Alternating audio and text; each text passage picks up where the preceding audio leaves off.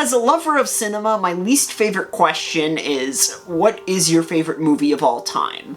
I can't possibly narrow down all the films I love, and select one film to be the cream of the crop. Each of my favorite films excel in different and unique ways.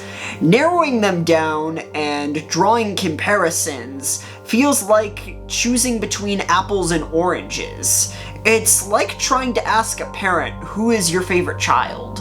Also, my tastes change depending on my mood. There is a reason why my Letterboxd top 4 is a revolving door.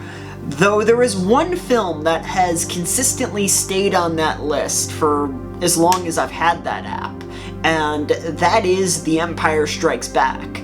If one was to hold a gun to my head and force me to pick a favorite film, I would have to go with my gut and say The Empire Strikes Back. I am aware that there are films that are more thematically rich than The Empire Strikes Back, and possibly more deserving of the title Favorite Film of All Time, though my decision in choosing a favorite movie of all time has little to do with thematic richness and everything to do with personal connection. Don't get me wrong, thematic richness still plays a part.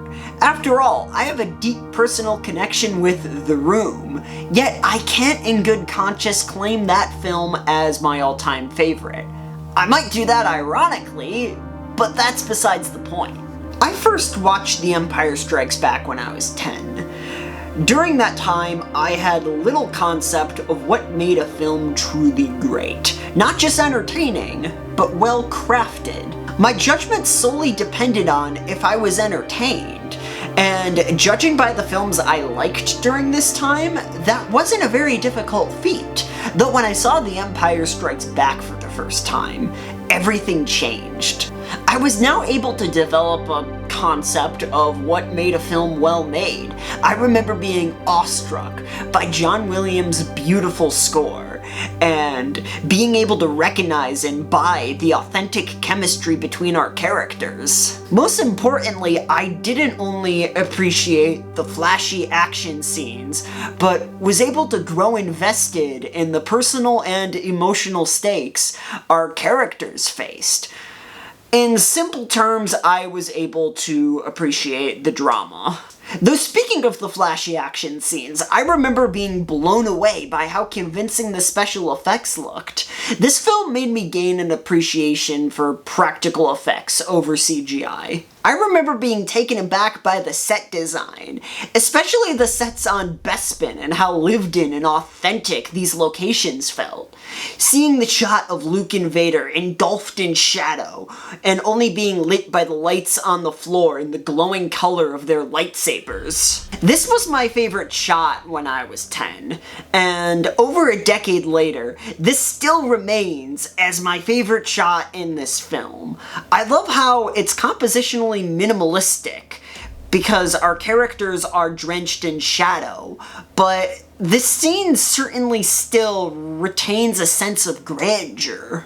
These few seconds of film build anticipation with the fog and the wide shot of Luke and Vader staring each other down, igniting their lightsabers. And to say that the fight itself is a massive improvement from the slow and awkward one in the original would be quite the understatement. Everyone talks about this film's major plot twist and cliffhanger. Unfortunately, this was spoiled to me, thanks to Toy Story 2 and my knowledge of the lore because of the prequels. This plot twist was so ingrained in pop culture that by the time I saw this film, it was borderline impossible for it not to already be spoiled for me. Though this didn't affect my overall enjoyment and appreciation for this film's legendary ending.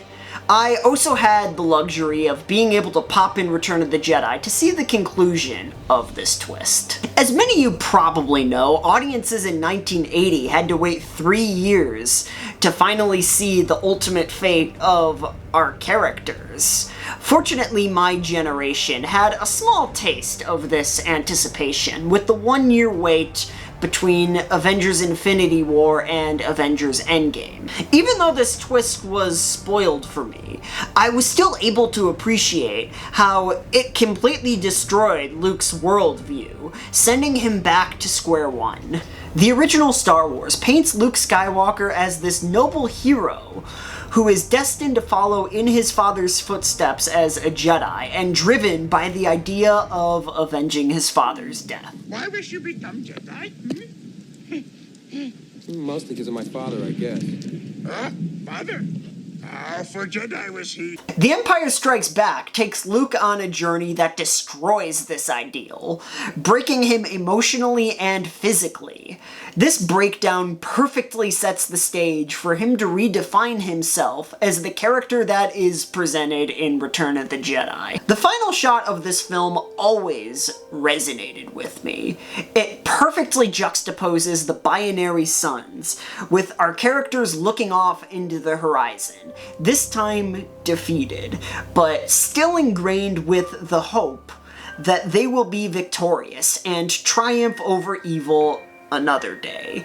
It is the perfect bittersweet ending. On one final note, my introduction to the original Star Wars trilogy also introduced me to the importance of film preservation. After watching these films for the first time, I quickly learned that the version I watched was different to the version that was seen in theaters. I was saddened and frustrated because I wanted to see this film as it was presented in theaters. Now I began to notice all the unnecessary changes that were made to these films. I remember trying to hunt down the VHS tapes that had the theatrical cuts of these films.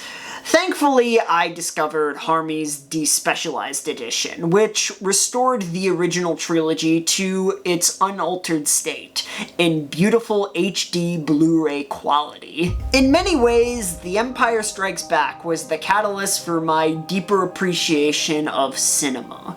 It wasn't just the spectacle or the entertainment that drew me in, but it was the realization that films could convey rich and emotional stories that can be constructed with such technical mastery. From the immersive set design and special effects to the impactful character arcs and powerful score by the great John Williams, this film opened my eyes to the art of cinema. Even as I've grown up and discovered more films that have challenged and expanded my understanding of what cinema can be, The Empire Strikes Back remains as a constant, representing both the emotional and technical sides of cinematic greatness. For me, it's not just about the thematic richness or the revolutionary filmmaking, which this film has both in spades.